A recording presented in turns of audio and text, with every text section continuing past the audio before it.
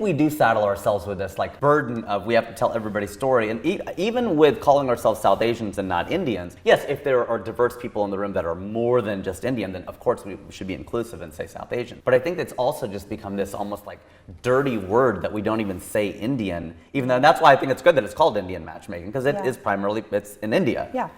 But do you feel like our community does that to ourselves more than other communities do, or we're just like, well, never have I ever, and the criticism is like, well, that's not, everybody isn't upper class. I'm like, well, actually, because we are immigrants of choice, and because 1965 and all the racism before, and that perpetuates even to this day, we are fairly homogenous. I mean, what you're seeing in Never Have I Ever is largely the experience. Why do we do that to ourselves then? To like carry this burden of like, well, it's not inclusive enough.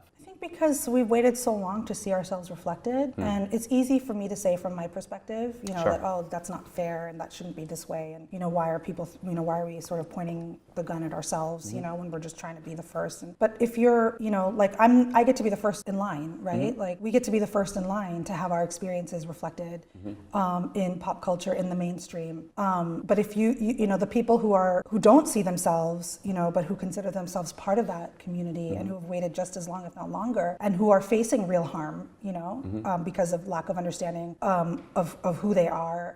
It's painful. I get it. I totally get it. I think it's again a thing to address systemically as opposed to point fingers at individual creators. And I think we're guilty of that. I think we do that. Like, oh, it should do this, and I'm like, you do have to understand that like this is the way the wave works. The majority is going to get represented first, and then minorities later, which is that's just the number of stories. We're just looking at critical mass, and then there will be other things. In stand-up comedy, it's very similar. You have Russell Peters is the first person who broke through. His comedy is very broad. He'll be the first person to tell you that it is. It's stereotypes and it's voices, and that's going to be the thing that gets amplified first as an introduction. Then you get like an Aziz Ansari, you get a Hassan Minhaj.